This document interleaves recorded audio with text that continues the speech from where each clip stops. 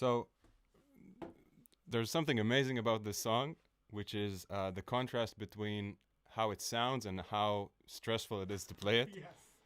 Which is, I think it's like with those parameters, this is the highest ratio I've ever encountered. Yeah, you try to play softly too, like you try to get Yeah, all the nuances, right? yeah, because it lives off dynamics, but on the other hand, it just at least on the bass and also on the keys, actually, it covers this intense range throughout. So every time we get to this slow part where I go,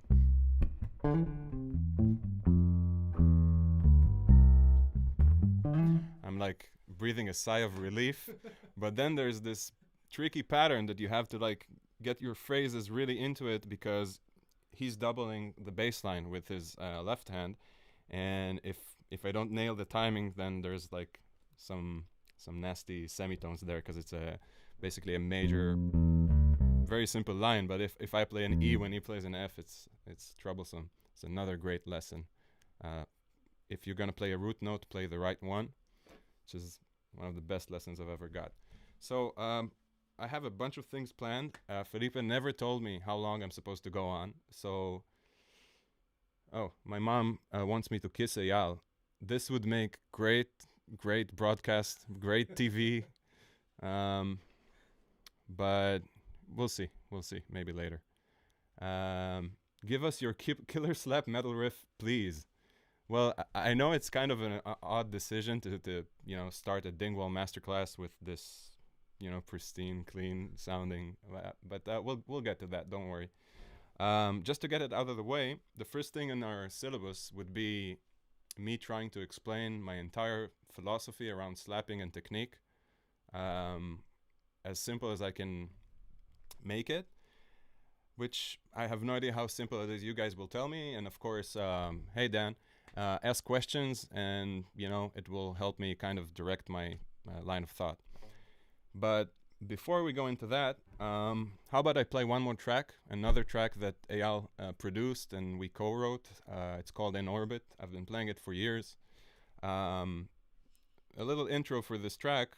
It's basically like a lot of instrumental-based music. It started off as an experiment. Like I was trying to kind of encapsulate what I know about bass and slapping and the musical,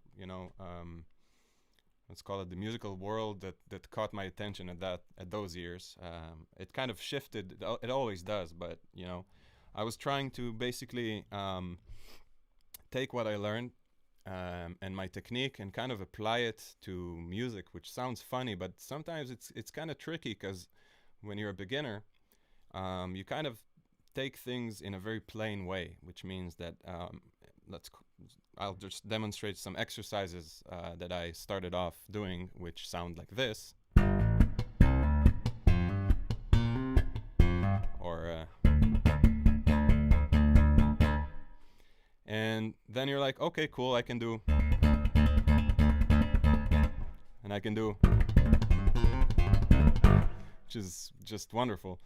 But then you kind of go into music and you're like, wait, but all the music I like has chords and has changes and has developing rhythms and it has this flow. So basically it started from this wonderful thing, which I don't know, it's just the way I placed my hand that day. This kind of A major chord. And we're gonna get into composition because the way I like to teach is not like do these exercises and then become a great slap bass player. It's more based around the musical reason to develop all these different techniques. And you're gonna hear me talk a lot about movement, which is I think the basic level of technique is movement, like not movement as in musical movement, just like your hand. Your fingers. It's more. I always equate it to dance. Sometimes I'm not a dancer and I don't know many dancers, but I would imagine that they don't just put music in the background and immediately dance in an amazing way. They kind of practice a single movement and they try to perfect it, even without the musical context, even without rhythm. So for me, it's a lot about that. It's about getting inspired by a very, very simple movement. It's not about the entire thing. The entire thing comes later, but just this thing. And then, you know, once I'm curious about something, I kind of let it happen. So if this sound is interesting, so yeah, now this is a movement. You know, it doesn't have a rhythm, it doesn't have a tempo. It's simply something my hand does, and once it has this flow.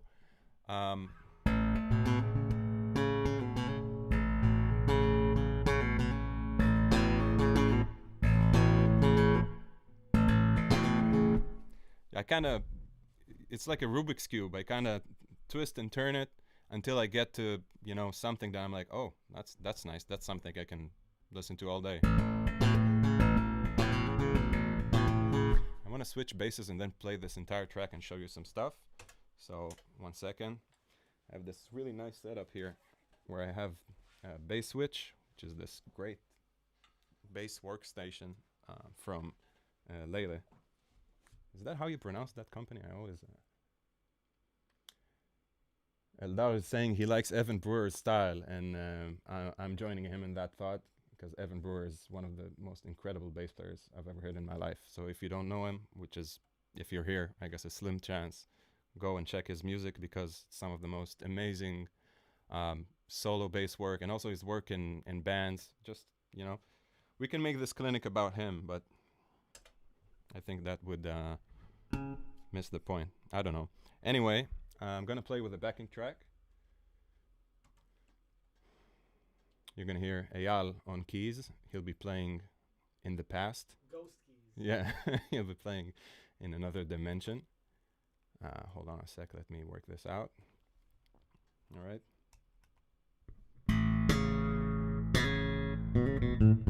By the way, I was playing my Dingwall ABZ, that's right here. And this is my Z3, which actually belongs to the guy that owned this place, which is a pretty cute story, and I'll tell it later. Let me get used to it for a second.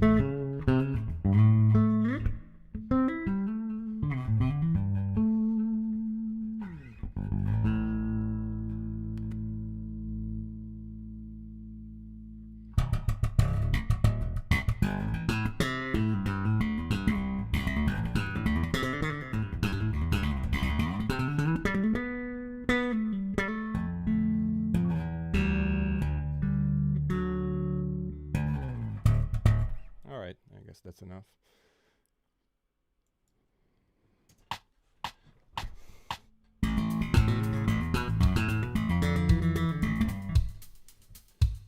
I want a do-over. It's not fair. We would bring up the playback a bit. Yeah, maybe. In our ears. Maybe. And also just one bar of click. It's never enough. Hold on a sec. Let me work it out. 1, 2. Bring up 1, 2. 1, 2. There we go. Here, down left. This one? This one goes to the cast. Sorry, guys. Technical difficulties. This is the room. Yeah. Okay. Thank you. Oh. It's too much, maybe. There we go. Oh my god, this is... Too much? Yeah. Sorry. It's live. It's live. Okay. Yep. Nothing happened.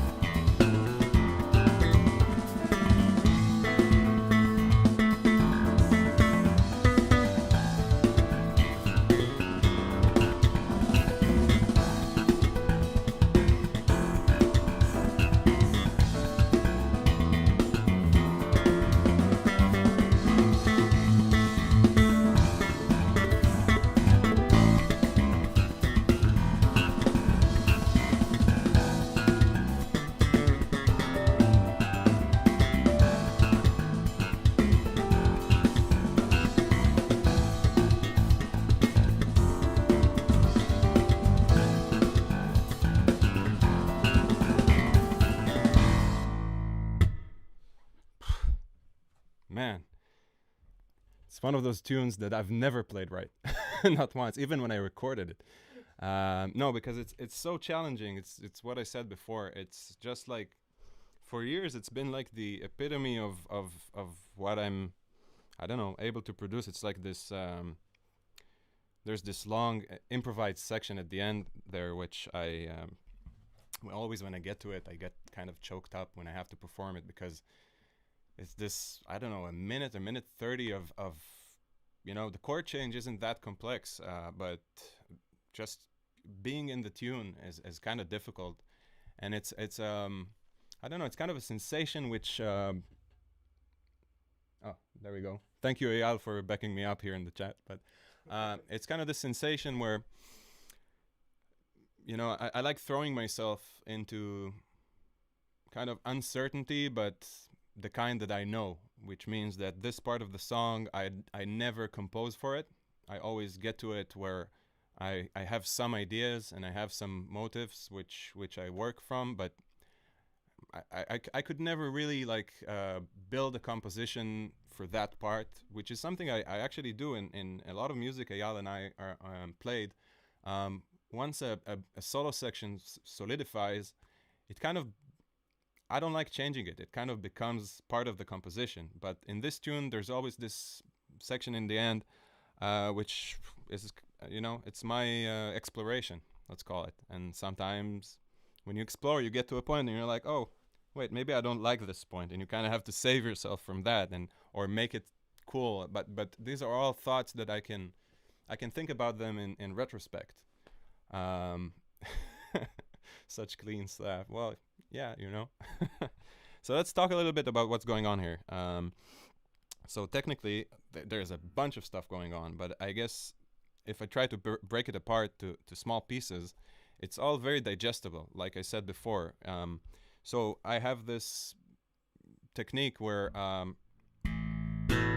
I pull strings with both fingers, which allows me to produce 3 notes. But the funny thing is every time when I play slap, it's kind of playing against the odds, because I can only produce simultaneous notes. I can only produce up to, I guess, 2, maybe 3 if I go. But it's always interaction. That's the main, let's call it the main concept of slapping and many techniques, even when I do like palm muting or like in... There we go.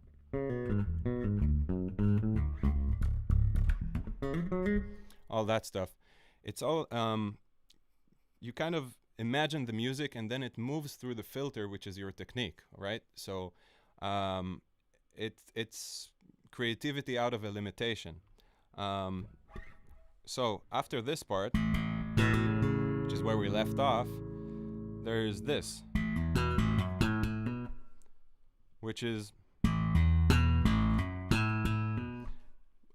of itself, it's not a very complex movement. I mean, maybe for me, because I've played it so many times, but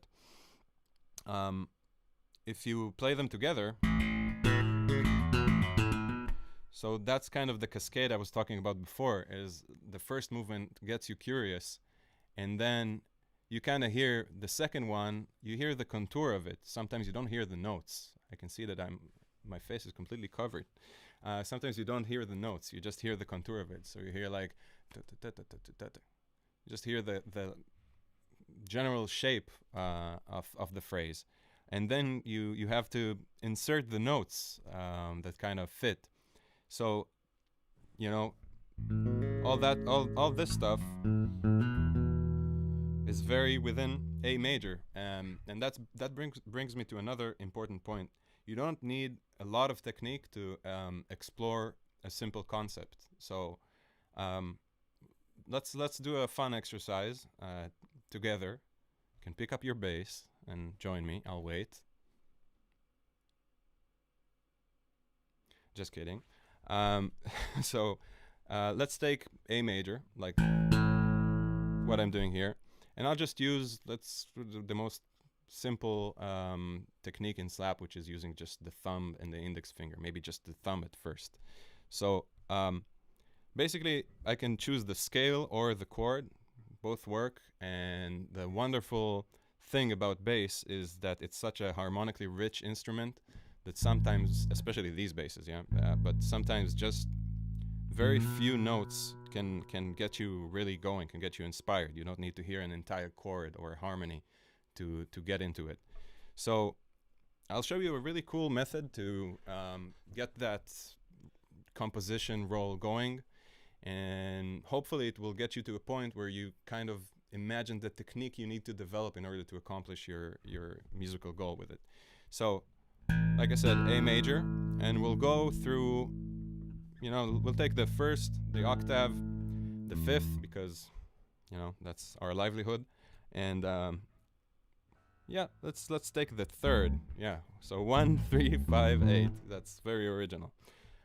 Usually, what I try to do is not take just the notes in the simplest position. So the third of A can be played up here, which is a very common way for bass players to produce chords, right?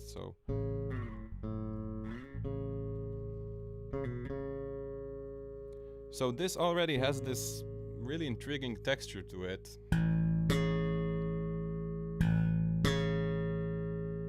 So I know it's silly, but this is very inspiring to me from the simple fact that these two notes ring so well together, and they're so in harmony that I can apply the simplest rhythm to both of them and it would result in something pleasing. But the trick is you don't give up. You don't say, I'm bored after 2.5 seconds and then try to slap the, which is like the anthem of playing bass. But just ask yourself while you're doing this, ask yourself, like, what's interesting here? Like, what's a...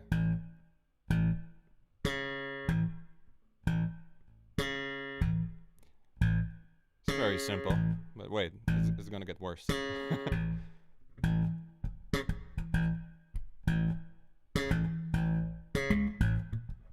Okay.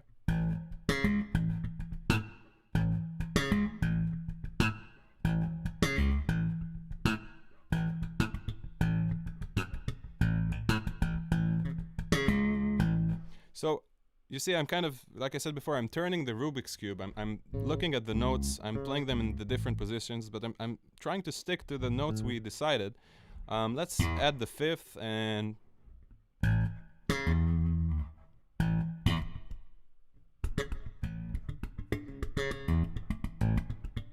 Okay, I'm drawn to do complex things, so I'll try and keep it simple for a second.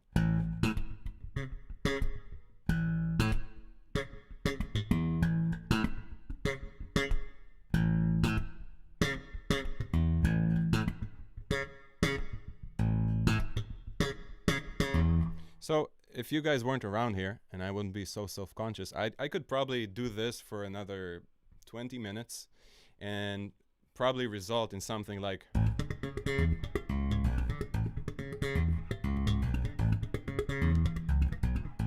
So the reason I developed like all these techniques is from doing this kind of flow state exercise where I start from something so simple that my instinct is to say, wait, this is like A major, and it's just like those very bland note selections. But like from this point, it's easier to be creative, and it's easier to imagine what you need to do with your hands, like the movements that should make this music interesting. Interesting for you. It's a very personal thing because even if you just take this and without slapping, if like your hand doesn't do the all those movements, but you just play with finger style, but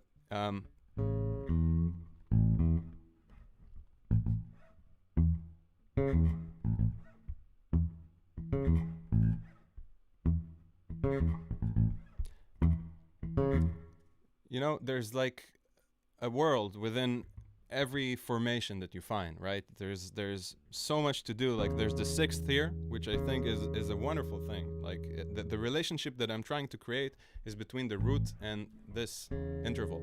So this brings me to a very, very important thing I'd like to try on you guys, which is how I like to teach phrasing, which is relevant for whatever technique you're doing.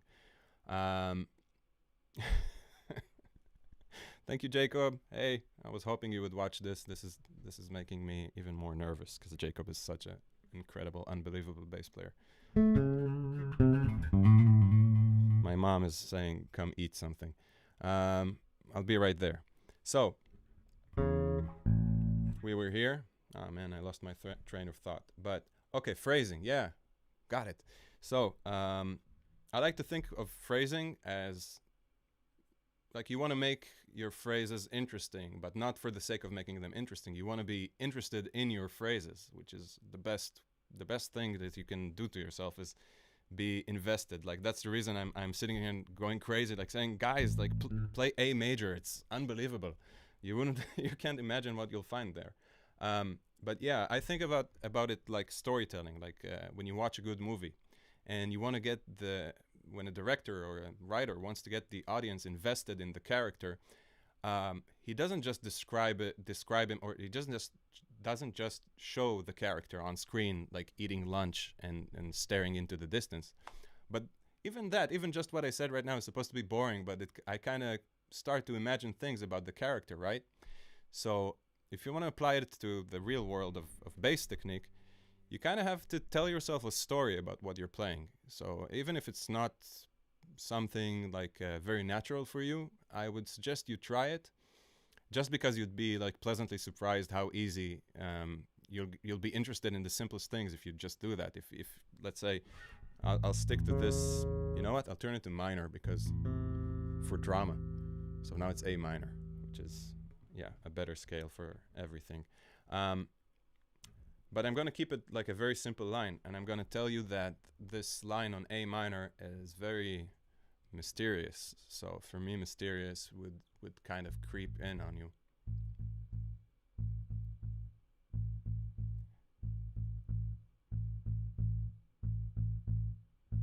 Another cool thing to consider is how easy it is to get from a point of no music to a point of music using this system. So a point of no music would be just playing this. Just this single note. But it's enough that I say about this note that it's mysterious, and I think that mysterious means using dynamics and palm muting it and creating a rhythmic interval. So I'm kind of applying all these thoughts, and then I end up with...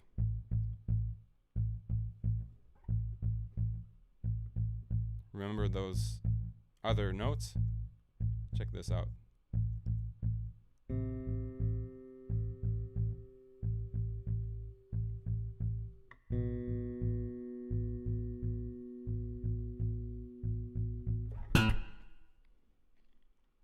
And then you pause for drama. So this is another one of those exercises. I call these things exercises because that's how I work. I just compose all the time. Sometimes stuff sticks. If you guys have any questions, please write them down, by the way, because okay, you're literally playing Tool now. I'm sorry. It's a great band. It's one of my favorites. That's a huge compliment. So to avoid playing Tool, I'll do the same on C major, which is a completely different scale.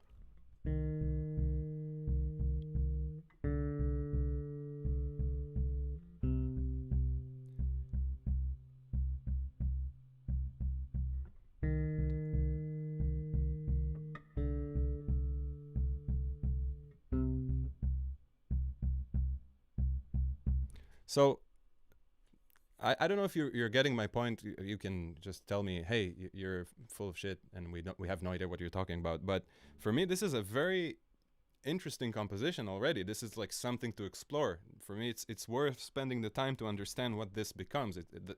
Does it become a Tool song, or maybe there's a B part, a very rhythmic B part, because this is like C minor. Let's tune the bass, which, like I said earlier, is a wonderful idea. I changed strings for this broadcast, so it makes sense that they would kind of shift. Sorry, guys.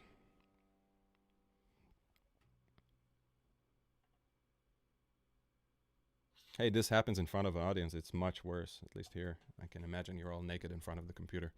Um, so I was here, and I can imagine that their next chord is the fifth, like a minor seven on the fifth, and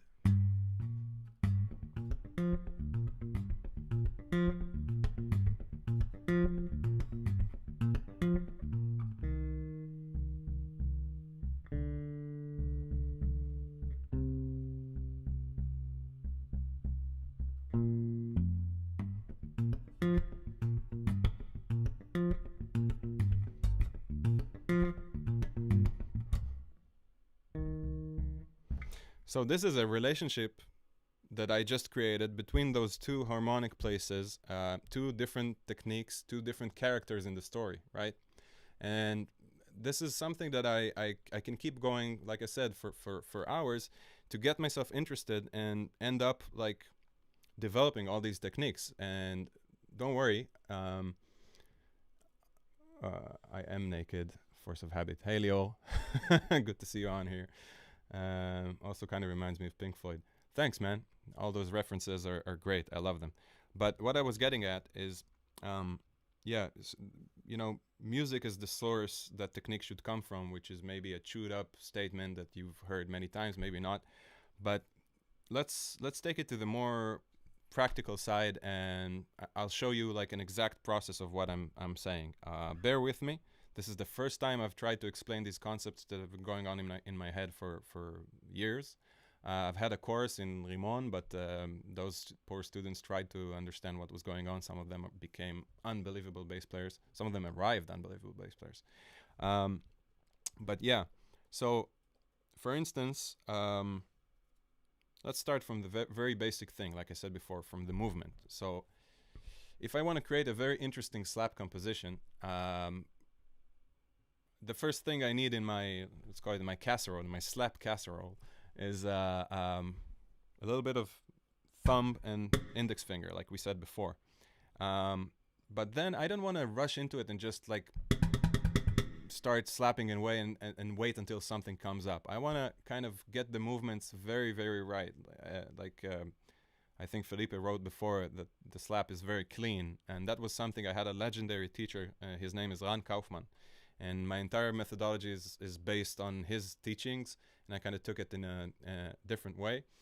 But basically, he emphasized every step of the way that movements should be clean. Not the music comes later, but when you actually do the movement,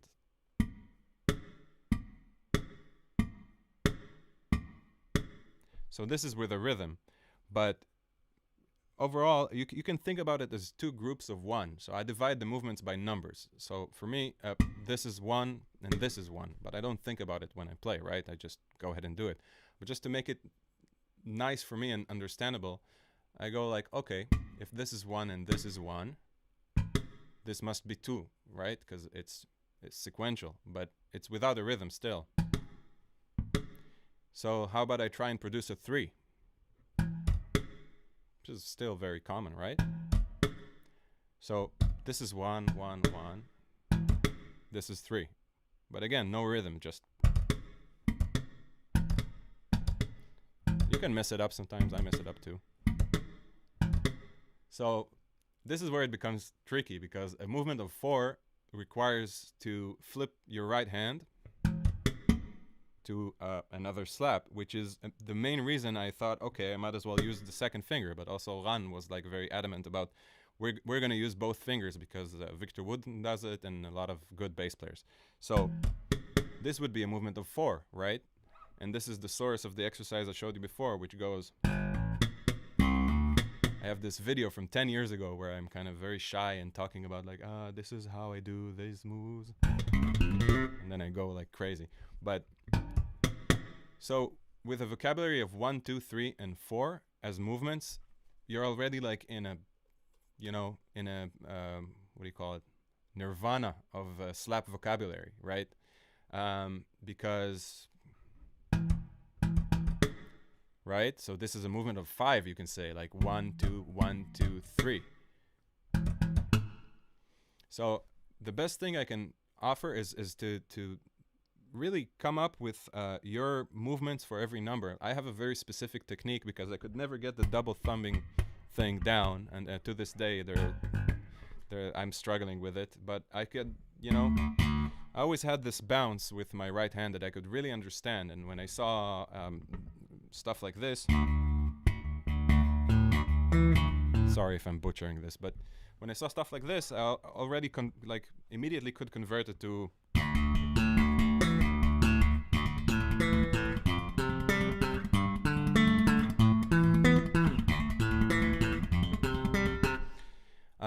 And yeah, the reason I can do it like this is because I used to do it like. It's like a single movement of 3, right? On every string.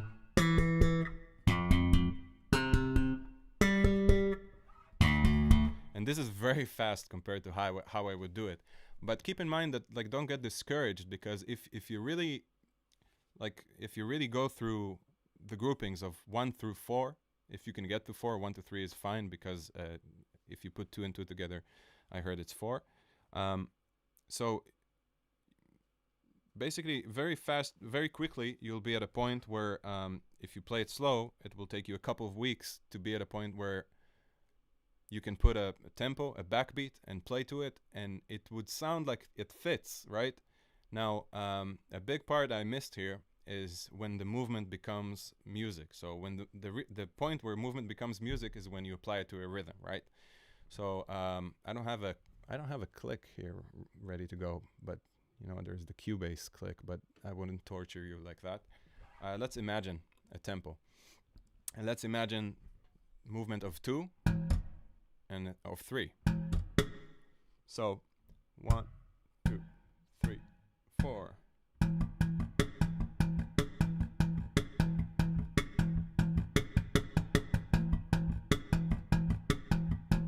It was one of my favorite things to do when I started, was not playing any notes, not thinking about the notes, just applying the movements I learned to a rhythm. And you kind of get this beautiful palette of sounds. If you just flap your hand around somewhere on the bass, you get these overtones and all of those interesting. It's a very, I don't have to, I'm not telling you anything new. It's a rhythm instrument. It's very percussive. The reason this technique exists is because this is like the perfect bridge between melody and rhythm and harmony and all that. But let's jam a little bit with 1, 2s, and 3s, like just this, all those very standard movements.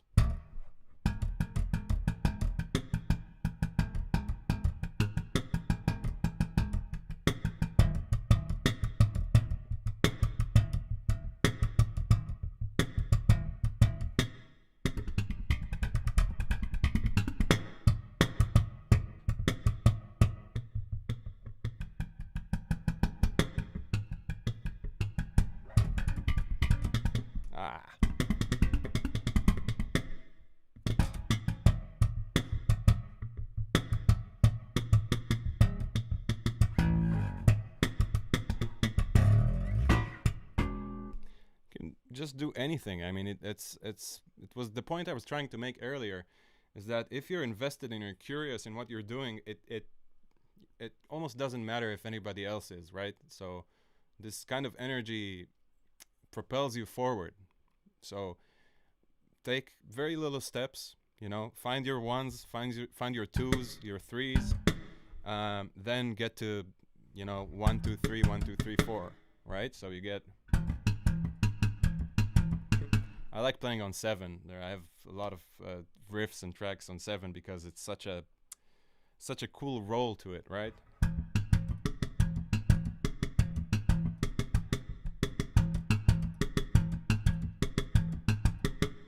All right. Yeah, but you know what? We're still not playing any notes. So let's take those 2s and 3s and kind of throw them in, just E, because favorite scale ever. Let's do pentatonic E minor. Yeah, we're gonna do that.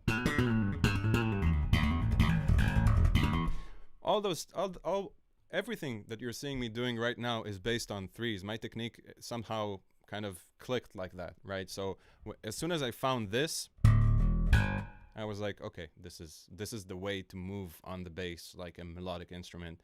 and not be limited. Because a lot of people, they kind of stop around the movement of 2, and they end up with this very percussive, very cool, that I love that style, but very percussive styling that kind of limits them melodically, because you get to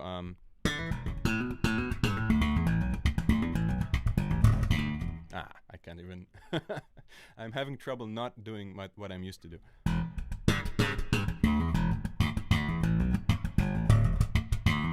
But you know that kind of style. But as soon as I heard this, I was like, 1,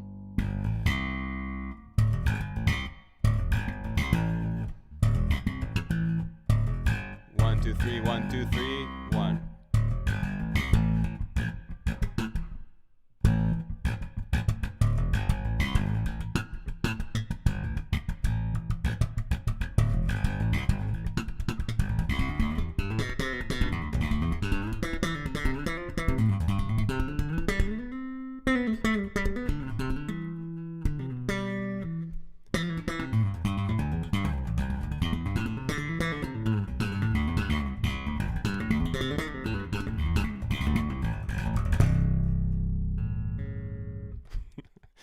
All right, so yeah, let's see if we have any questions. Or there's a couple of questions coming from the YouTube broadcast. Okay, cool, because I'm not on there, so. So I can read those to you. Yeah, thank you, Rayal. Okay, so Giovanni Yeah. asks, what is the multi-scale scaling for each string? Oh my God. May I ask you to play the low B just to listen to the definition. Yeah, just listen to the sustain and definition. So I think it's 37 point something, and I think Felipe can write it in the comments. But just check this out, basically.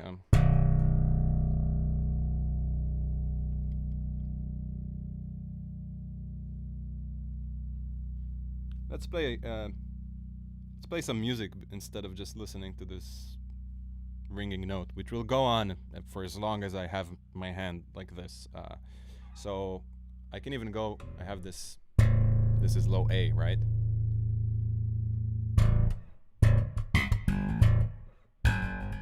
Listen to the definition. If you ever tune the standard bass to A 5 string, you would get like this out of tune kind of warbling sound, which is really cool and sounds great with distortion. But if you want to get those notes just ringing out, this is like just about the only instrument that I've seen. All right.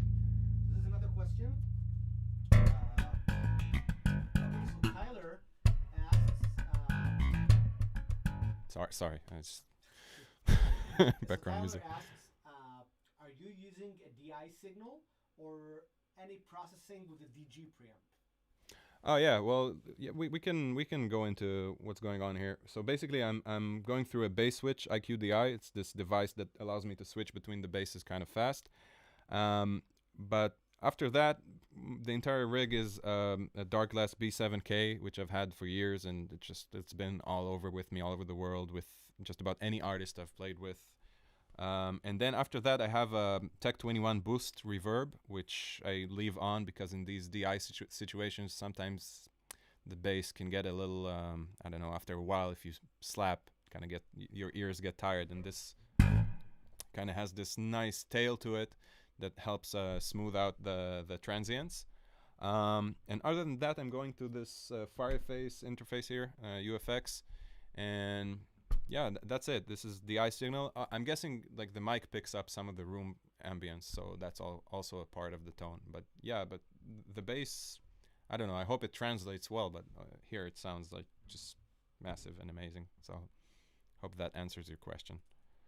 And another thing, while we're on the topic of Darkglass, I'm always with overdrive on. So what I'm doing is, even if I play a ballad, it's on, and I just tweak the drive knob. I keep the blend very low. I keep the level kind of centered and play around the, let's call it 40 to 70%.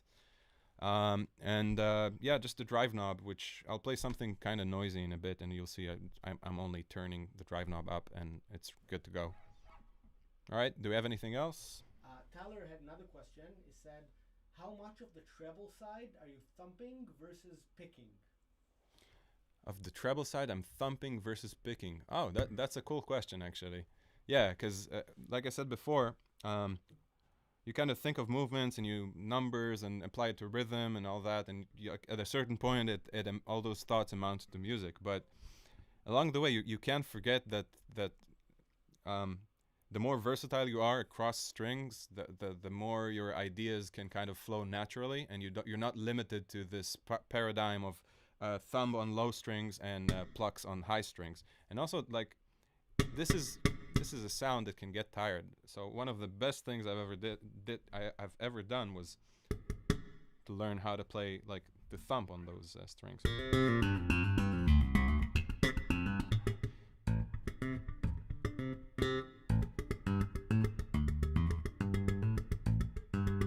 So the more like it becomes a very natural part, because sometimes you just want this kind of nice thumpy sound and not this attack that even if you play very soft, it always has this very sharp transient, right? So I'm gonna try and play a little bit. In Orbit, in the song I played before, there's this movement, which is wonderful.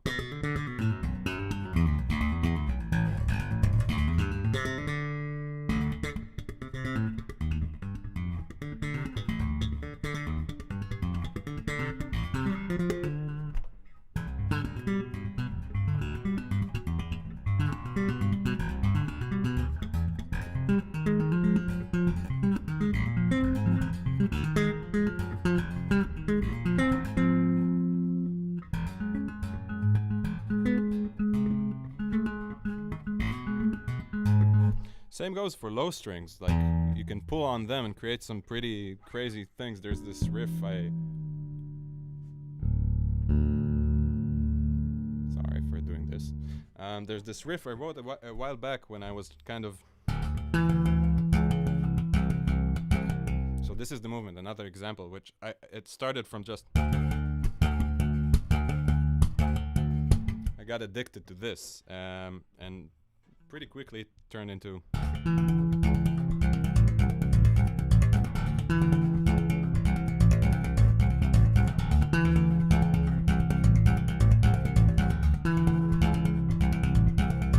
So this is a more complex, it's the same thing, but the only thing I'm adding here is this hammer-on from nothing, which is,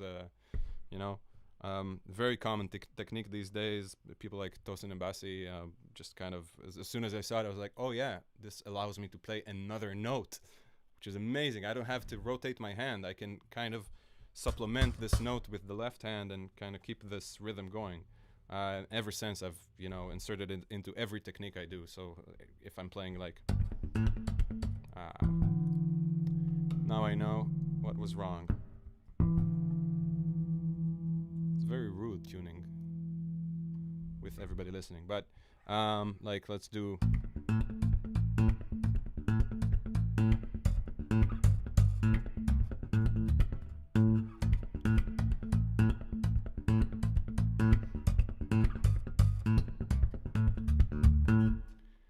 So yeah, is there any other? How do you tune again? I don't know. There's these keys here, and I just turn them, and I hope for the best. You know what? Let's play another tune, and then I'll go a bit deeper into some of the things I do, and I'll give you guys some exercises if you're interested beyond those. Let's call it spiritual exercises, where you have to really go into yourself and describe, your phrases as if they were interesting characters.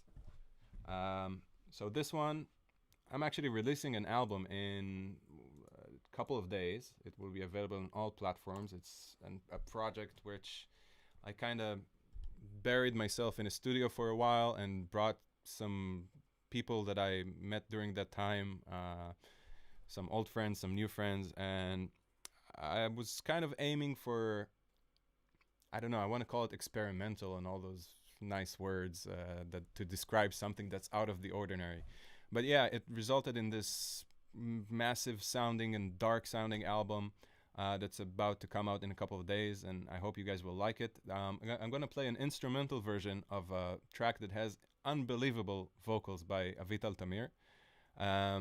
Just insane. You have like good reason to look out for it when it comes out.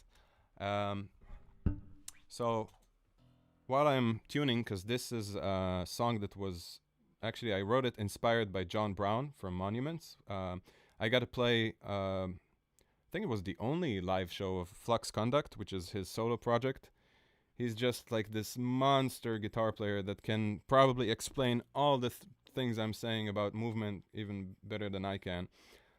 He has a right hand technique that actually learning, like preparing for his show, is some of the biggest technique advancement I've had in recent time. Just trying to convert his picking technique to slapping was so incredibly intense that it resulted in, you know, in this tune. This is also, it relates to some of the concepts I'm talking about. Do I have some water? Here. Yeah. Eyal is the man. This relates to some of the topics I'm talking about, because this is an example of what happens when you you hear a rhythm, like I said, the shape of the rhythm, and then I was like, you know what? I'm not gonna touch it. I'm not gonna apply those right notes or those nice notes. I'm just gonna throw my hand into the movement and, you know, kind of not, just simply not try and make it nice, you know, because I guess I wasn't feeling that nice at the time I wrote it. It's on, let's see, just one more time. It's very tune sensitive. So it's ADG, that's the tuning. And it's completely insane. It's the first time I'm going to play it in my life for you guys. So hopefully you'll dig it. Oh, drive knob goes all the way up.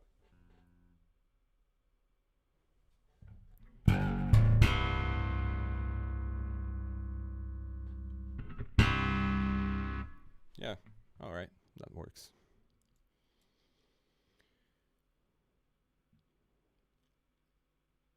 Thank you, Michael. There we go.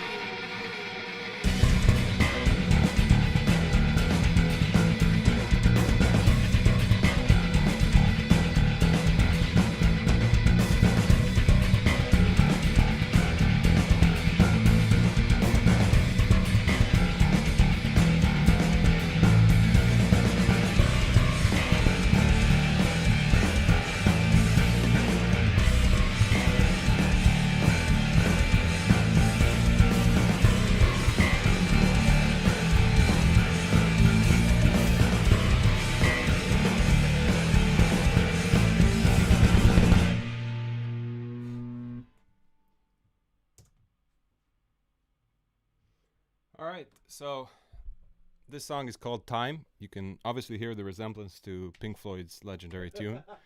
Um, I've been thinking about saying this for like a couple of days.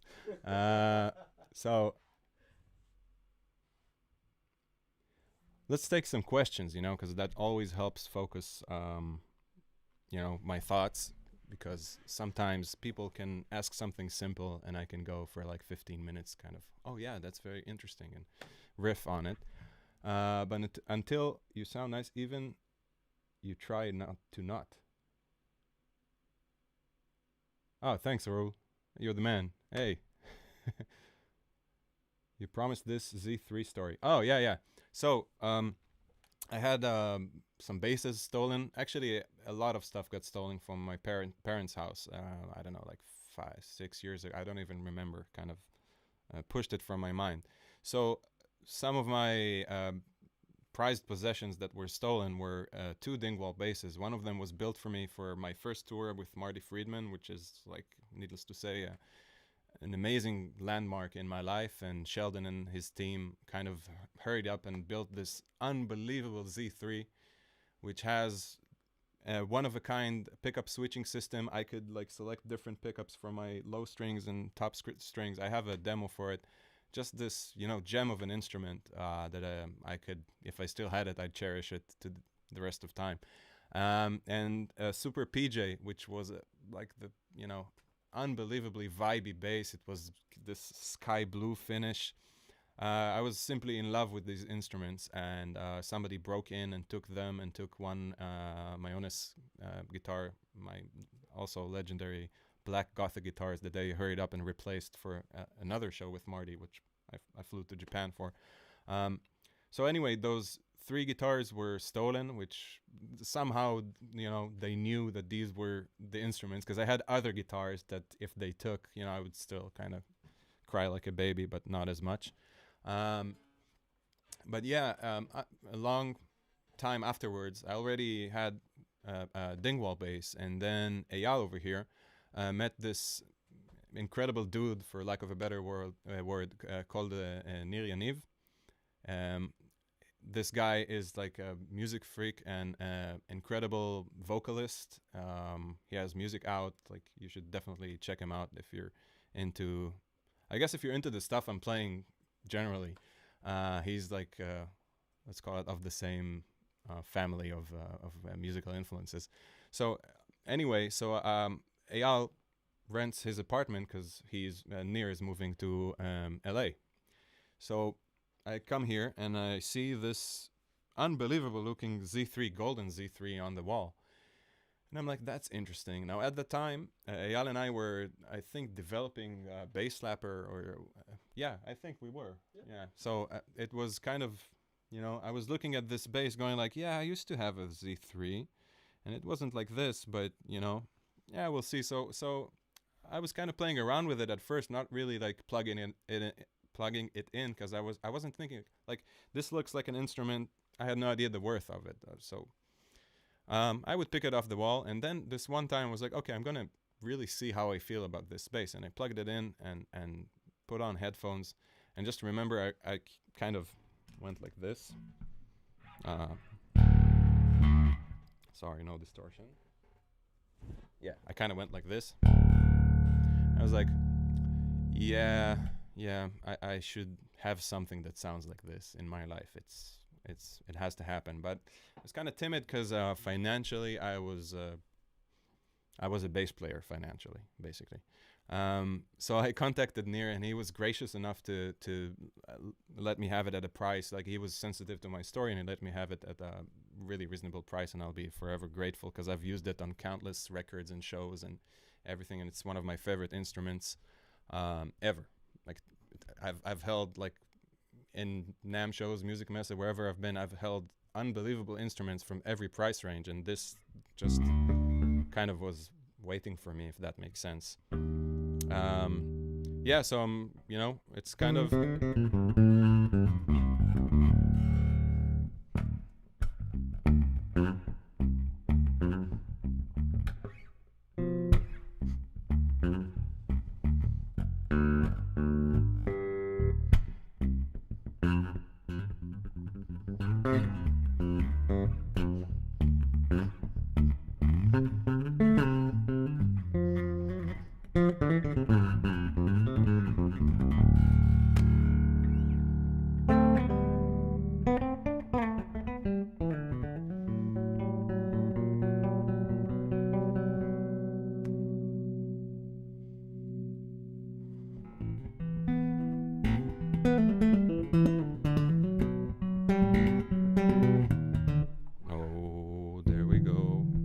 string. I'm not gonna do this to you guys again. Tuning mute. Tuning mute on.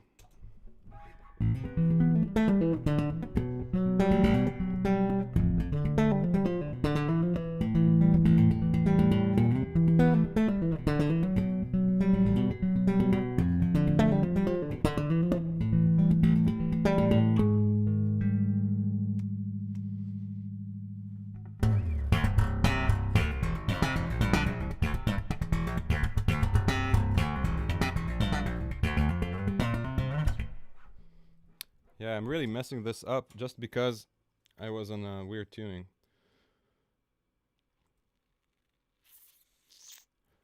You didn't see anything.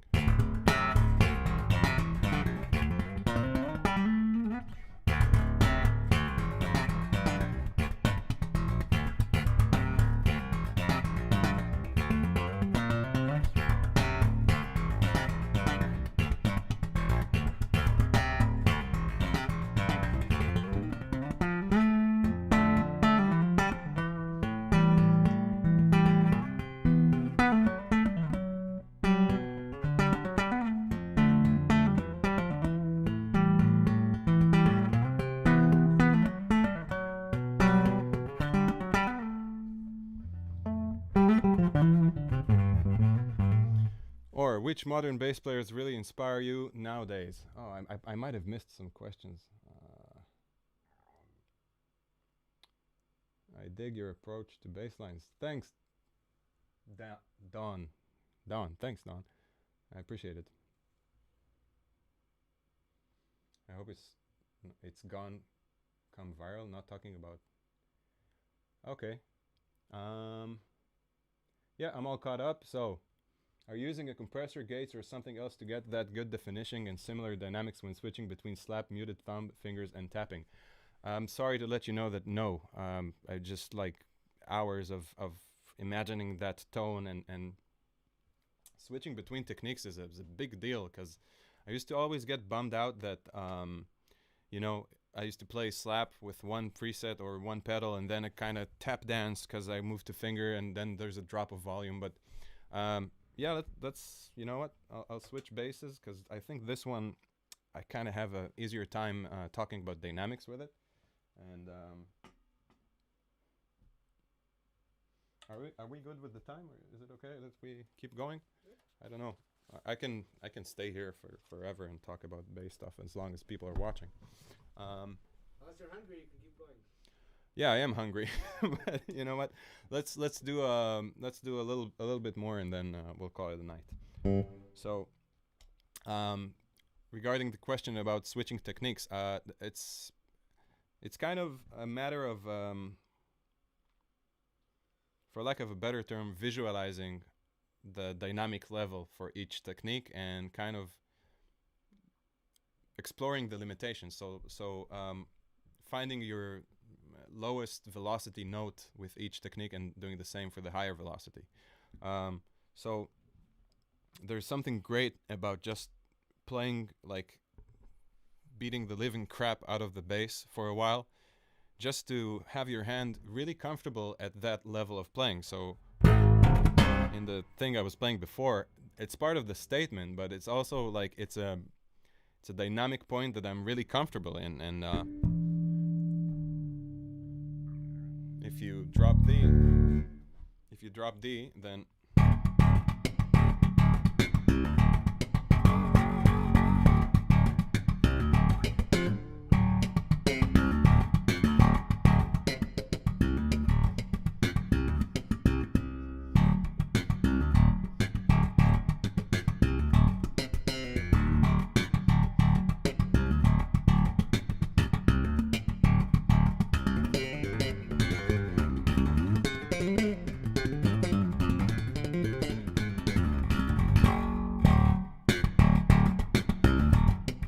so this is as comfortable for me as playing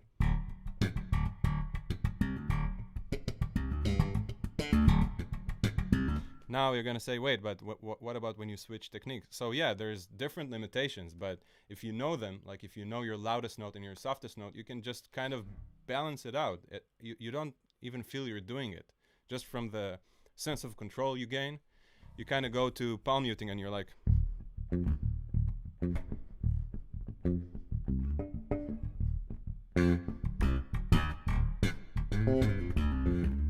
I guess palm muting is an exception because it's a, part of the thing is playing lower dynamic. But yeah, you can still go like a.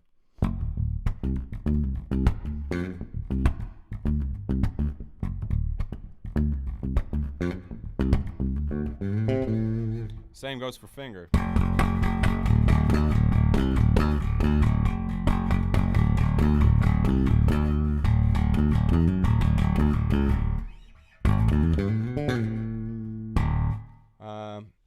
Let's take another question. Which modern bass players really inspire you nowadays? That's risky because I always imagine if I get asked those questions, I'll forget like the most important one. But yeah, Evan Brewer was mentioned earlier. There's some really like unbelievable people I've met. Maybe these are good people to talk about because I've actually met them and heard them play in front of me and was like blown away. There's guys like Steve Jenkins, Uriah Duffy. Wow, you see, now I'm kind of blanking out. Steve Lawson.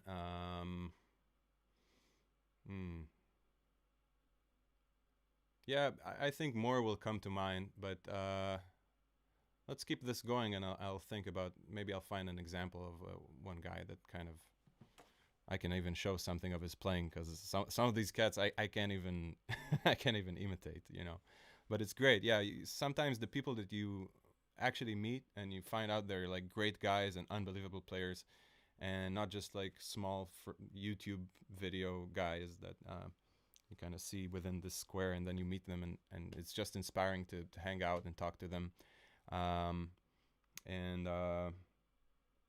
Yeah, there's some actually terrific Israeli bass players that Lior Ozeri, which was here on the thread earlier, is just unbelievable guy, and he's a decent person, but he's one of my best friends. I'm just teasing him. We have this sense of humor, or lack of sense of humor, you might say. Hey, thanks, Chuck. I appreciate you. I've played Ibanez. How's your approach to string spacing among the basses you played? String spacing used to be a problem. When I switched basses, I would like flip out and I miss strings, but like after a while, I don't know, I kind of calculate really fast. Like I can put a bass on, and then within 15 minutes I can kind of play it like it's mine. And that has a lot to do with the work I did with Gregor from Bass the World, because I used to be a demo player and travel to Music Messe, and just like, some of you guys watching might have seen me slapping basses in the trade shows. And yeah, he used to like switch basses on my lap and like, here, play this one, now this one, now this one.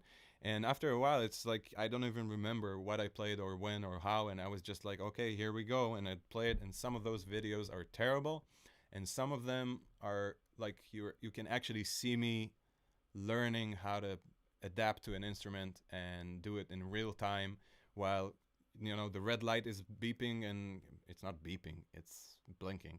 But yeah, and you can see me like, well, I can't play this bass like not as good as the other one.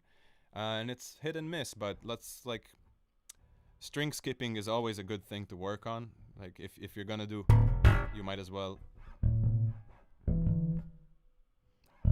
Okay, so if you're gonna do, you might as well do also.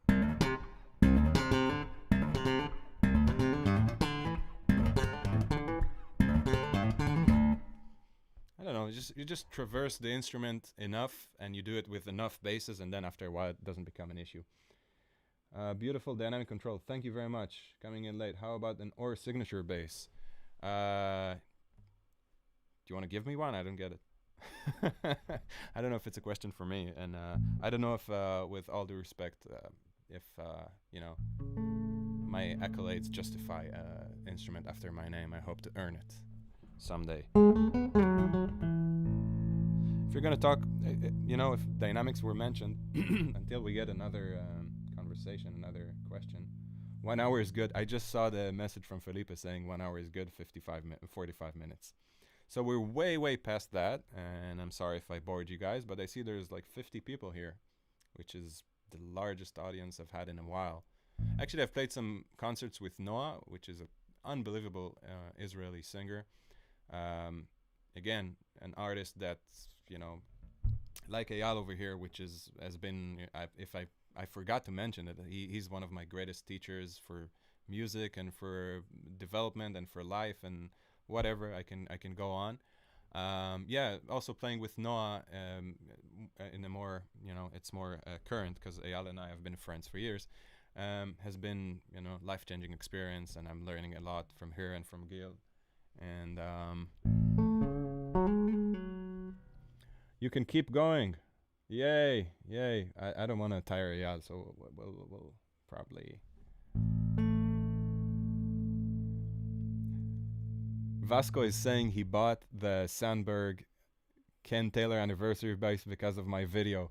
First of all, Sandberg, you're welcome. And second of all, yeah, this is amazing. My dream was basically to sell these basses, like to play them in a way that would make people like say, "Wow, if I get that bass, to kind of inspire in both ways with with the instrument, but also, I can't deny that I was very hungry to make a name for myself in the bass world. And if you guys have any questions about that, I'm very open to discuss like the road I took, getting to wherever I am right now, which is in front of this screen talking to you guys. I can just ramble and jam, but I was just about to get into dynamics a bit deeper, just to show that kind of the power it has.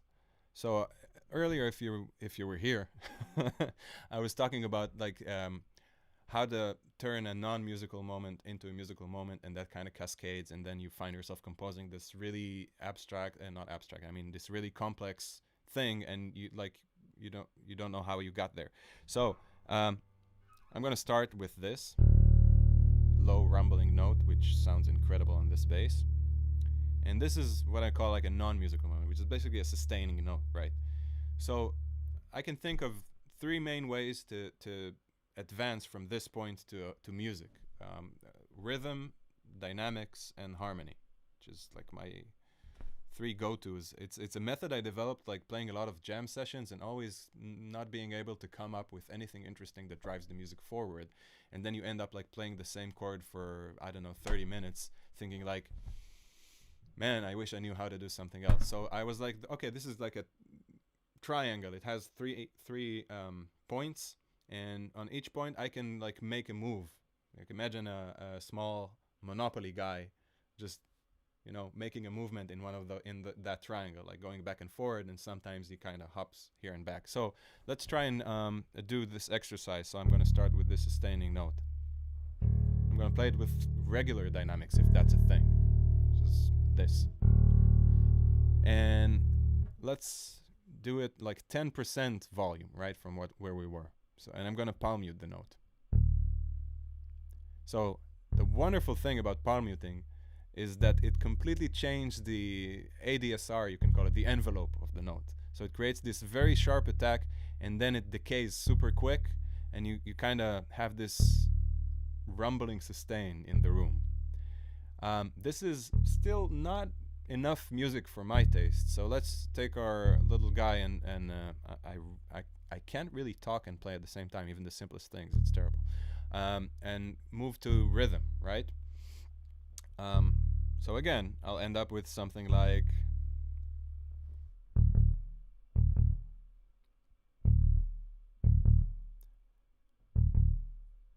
So we did dynamics and rhythm, right? Let's do harmony.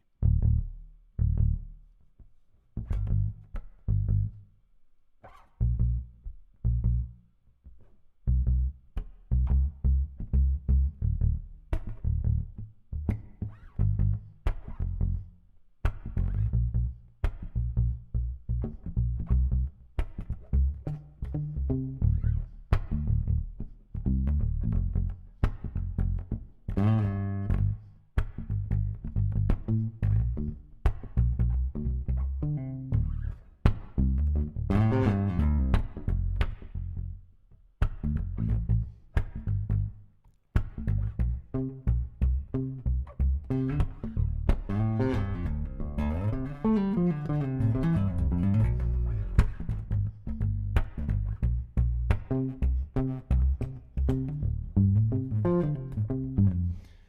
yeah, like I said before, I can sit here for 30 minutes if I get myself into this kind of method of thinking. It keeps going on, and you keep moving your kind of thought pattern to one of those angles of the triangle. And like I said, before you know it, you're like in a very deep place, and wherever your technique takes you, this shouldn't be your end result by any means. Like your end result should be something very, very comfortable for you. You shouldn't be feeling like you're stressing yourself. You should be at a point where you're comfortable, and there's a lot of music happening and it's interesting, and you're kind of basking in it. You're sitting in the music, and you feel like if you challenge yourself, you feel it coming. You're like, I'm gonna go for something right now, and then like don't beat yourself up if you don't land back on the one, because this is how I test myself. I can, like I said in orbit when I started playing. There's this end part which I never composed, which is a place to test yourself to see like how you feel and shift around with the, let's call it, musical atmosphere you're feeling at the moment. Let's see if we have a couple more questions and then call it a night.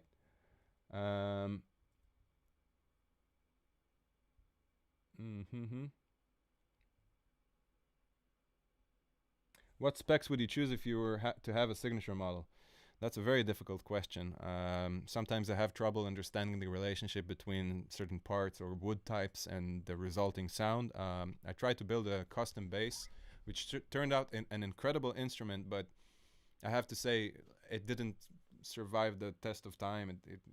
I didn't keep playing it because I am.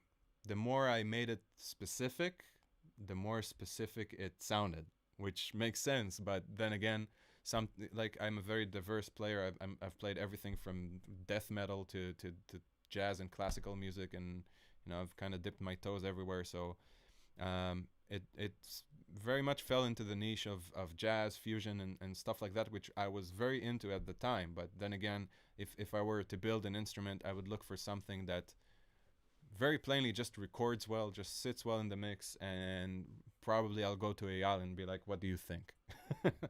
And that would be a good way to start, because he has an incredible ear for detail, and he'll help me focus.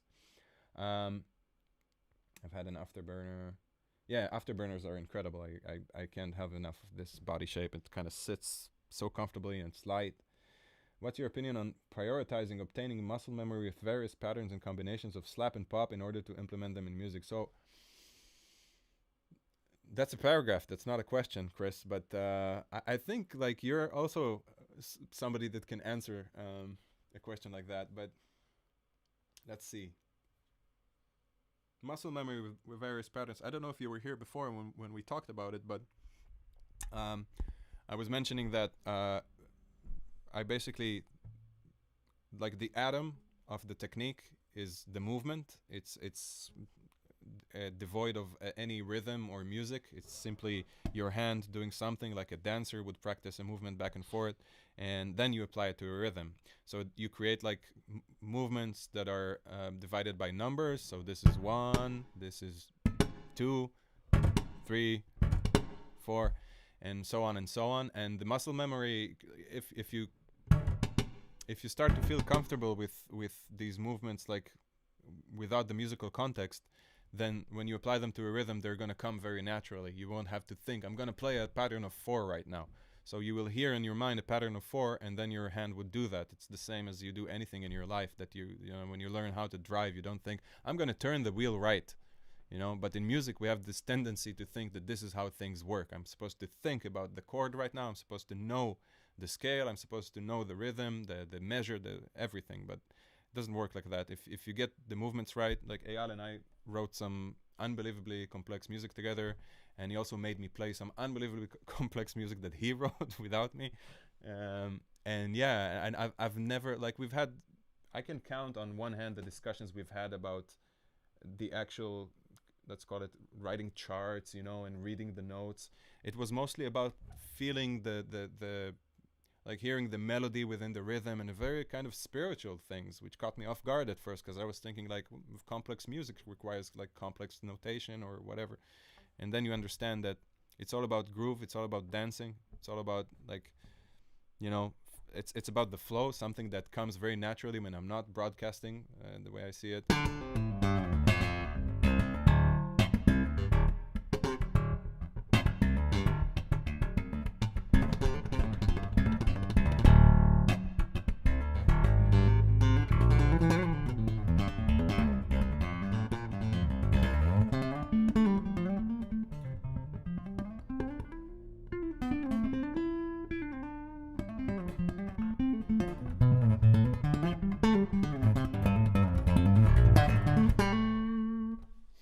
So this is like a bunch of groupings, but for me it's like I'm doing right now. I'm riffing. I'm just like, I don't think about 4 or 5. I don't think about the movements.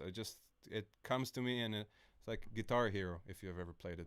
The notes just come, and I'm like, okay, now this. I can't do these in sequence. I messed up. I can do this though. This is interesting. I could spend some time researching this. One more. Yedidia is just saying RNL. That's good enough for me, man. You mentioned some exercises, so let's. I really appreciate. Let's do this. Let's call this our closing topic, which would be like what to do next time. What you would do next time you'd pick up your bass if you wanted to improve in any technique. So I'm gonna go across both slapping and palm muting, and show you like what inspires me, right? So in everything I do, there is a secret sauce, a secret ingredient, which is the backbeat. It's not secret. It's something every bass player should always keep in mind. Doesn't matter what you're playing, even if it's stuff like that. There's a backbeat to almost anything you play. I like playing the backbeat, especially if I'm by myself and I'm going like. This is a 2 and 4, very plain and simple, right? 1.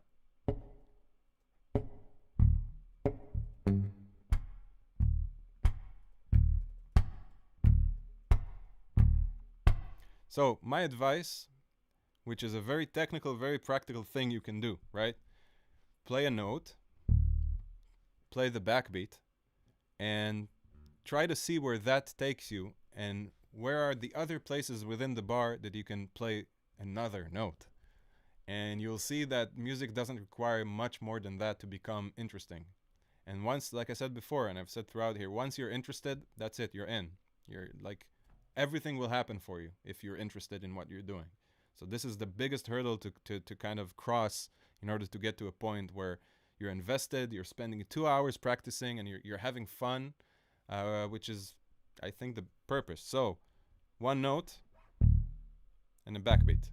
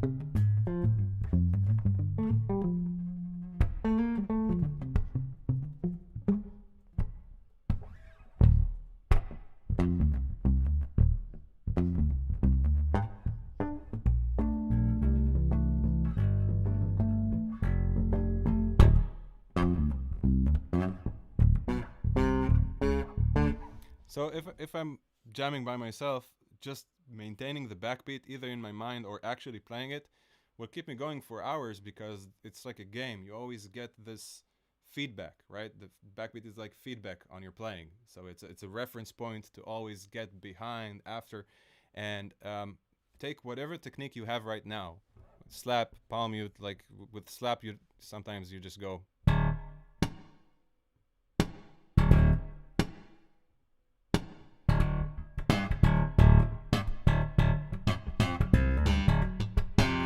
And I'm playing like very standard things.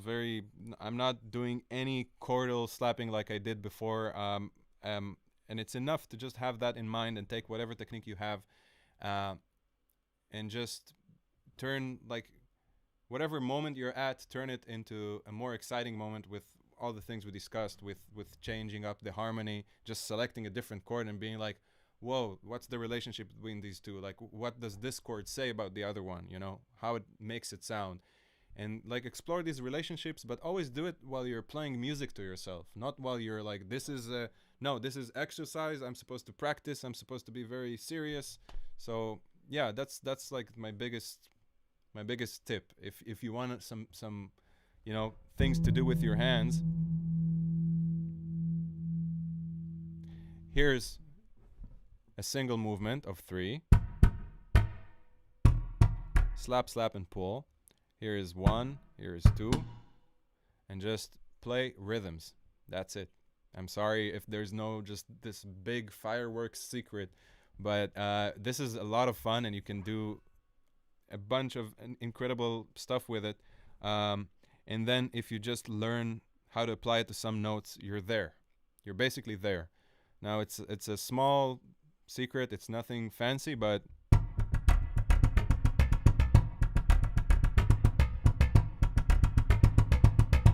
okay. I used to do like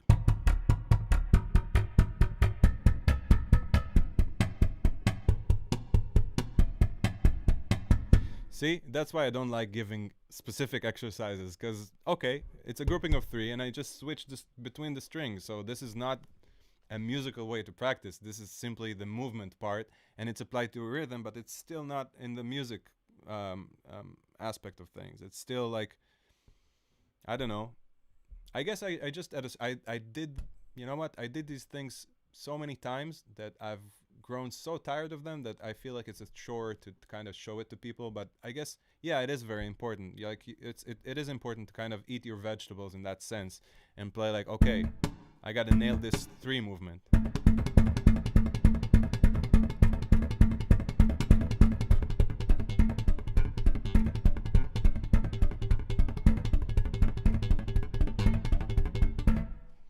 Yep. Yeah, and then you kind of use it once in a while. You get like a slap lick in a song, and you're like,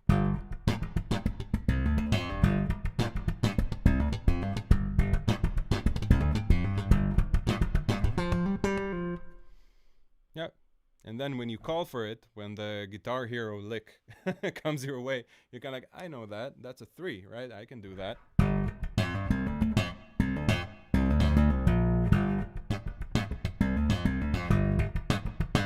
All right, guys, I'm going to call it a night. It's been long enough. It's like an hour, 30 minutes.